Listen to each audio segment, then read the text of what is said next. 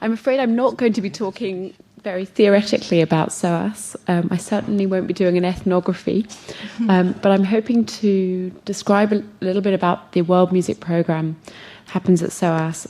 And I hope that we'll start to do a bit of an ethnography of our institutions in the discussion that follows. Yeah, so today, I'll start by telling you a little bit about my own personal experiences at SOAS. I'll talk about the various programmes that are offered in the music department there. I'd like to talk a little bit about the broader academic life of the music department and about the musical life of SOAS. SOAS has an enormously active musical scene. Finally, I'd just like to play you a very short film that I hope should give a flavour of some of the many musical activities that take place at SOAS. Right, SOAS, S-O-A-S, stands for the School of Oriental and African Studies. It's a very old-fashioned name. It's unique in Britain in that it's a university that specialises in the study of Asia, Africa, and the Near and Middle East, and Far East. Right, SOAS Music Department is comprised solely of ethnomusicologists. It's home to a large and multifaceted community of specialists in the study of world music. Right, in a minute, I'm going to circulate a leaflet. It's this one, Music at SOAS, which introduces the music department a bit, and it tells you a bit about the members of staff of the music department. One thing to be said about this leaflet, unfortunately, one name got missed out. On the back, there's a list of the music department members of staff, and should be on that list is Abigail Wood, who's the SOAS lecturer in Jewish music, and she's currently in Jerusalem doing work on the sounds of the old city there. Well, I'm a PhD student. I'm in my third year of doing a PhD at SOAS on Indian classical music, and I'm doing that under the supervision of Richard Widdis. So I did my undergraduate degree in Western musicology at the University of Cambridge, and I came to SOAS, as many people do, to convert to ethnomusicology. So I did the SOAS has a master's in ethnomusicology, which serves as a conversion for people trained in anthropology, musicology, or in performance. Or many other, people come to SOAS from many other things as well, maybe languages. After doing my master's, I did a year of private research in India and then came back to SOAS to do my PhD there. The SOAS Music Department teaches world music at undergraduate, master's and PhD level. At undergraduate level, students can study music either as a single honours or a joint honours, so they can do music in tandem with another subject if they're interested in doing that. At master's level, students can specialise either in ethnomusicology, it's a more academic side of what SOAS offers, or they can specialise in performance.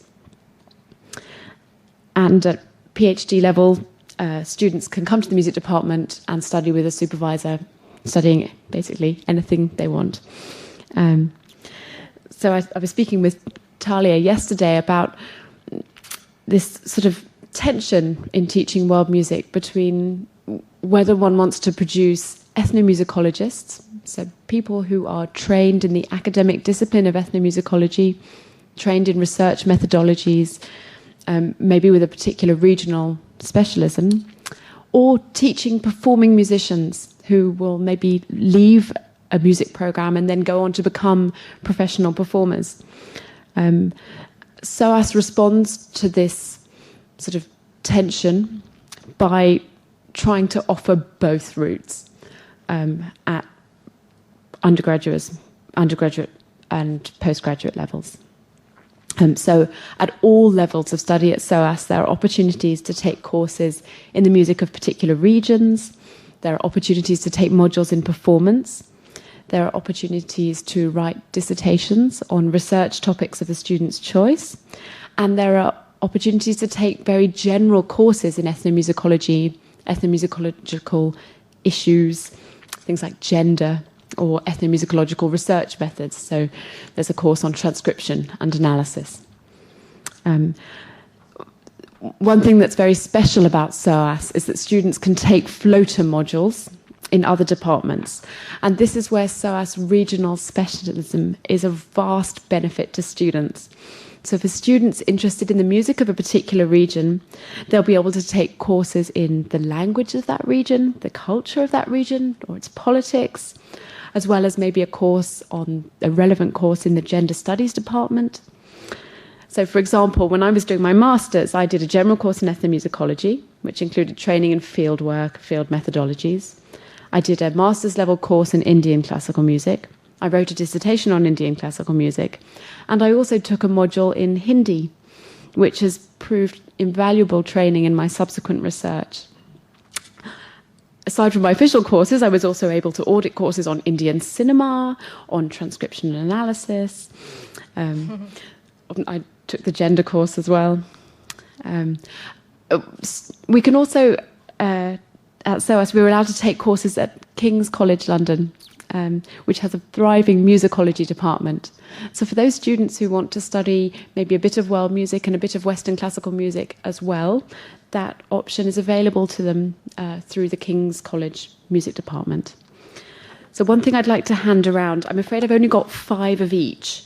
They were too heavy to carry anymore, are the undergraduate Department of Music handbooks and the postgraduate Department of Music handbooks.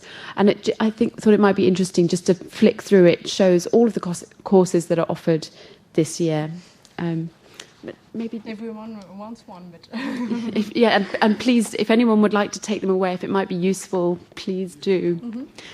The yellow ones are the undergraduate handbook and the purple ones are the postgraduate handbook. It's worth mentioning that one of the things I think we're very lucky at SOAS that all of the regional courses are taught by experts in that particular region. So, for example, Richard Widdis teaches the Indian classical music course. That's based on his career, a whole career of doing research on Indian classical music. Abby Wood teaches Jewish music after doing many years of research into Jewish music. And members of the department bring different theoretical expertise to the department. So Richard Widdis, my supervisor, is our resident transcription and analysis specialist. So he teaches that course. Other members of the department have training in, for example, music recording. So I think we're very lucky that we're able to capitalise on the different skills of different members of the department. For those students who choose to take modules in performance, they're allowed to have access to internationally renowned performers. So, for example, the tabla player Sanju Sahai is based at SOAS, as is the sarangia Nicholas Magriel, the kora player Kajali Kuyate. And SOAS supports students learning privately if they already have a relationship with a musician based elsewhere. So just a couple of years ago, I was doing a master's with a Pakawaj player. He was very, very keen on continuing to learn with his teacher, who's based in India. He didn't feel that he would be able to learn with a teacher based elsewhere, because he felt that would offend his teacher. So SOAS made provision for him to continue learning with his teacher in India. I believe he had many of his lessons via Skype. It's modern day teaching. Right, so aside from all the sort of official courses and programs that go on in the music department, SOAS has a very active academic environment. We have about every 2 weeks, we have a seminar series where academics from SOAS and academics from other institutions come. They give normally about a 45-minute seminar, after which there's a question and answer session, and then everyone continues discussing ethnomusicological issues into the evening over wine and nibbles. So this week, for example, we all chatted about musical learning amongst griot children in Mali after a fascinating presentation by Lucy Duran. SOAS academics have lots of relationships with other sort of academic networks. So there are a lot of academics at SOAS are very active in the British Forum for Ethnomusicology. They're active in the Institute of Musical Research, which brings together musicologists, ethnomusicologists, anthropologists, other people interested in studying music at the Senate House in London. I can speak only for Indian music. SOAS has links with the Indian Musicological Society, which is based in Mumbai. So some of us from SOAS will be going to Mumbai in January to participate in a conference organised by the Indian Musicological Society. And students have built networks. So there is a student conference that's held every year at SOAS. Many of us attend conferences abroad. So the result of all that, I think, is that SOAS is an incredibly lively research environment. There's lots of opportunities to chat about ethnomusicology in SOAS and around SOAS. And the musical life of SOAS is lively as well. And now I'm going to circulate another couple of sets of leaflets. This purple one is about our concert series, which is held at SOAS. It's free.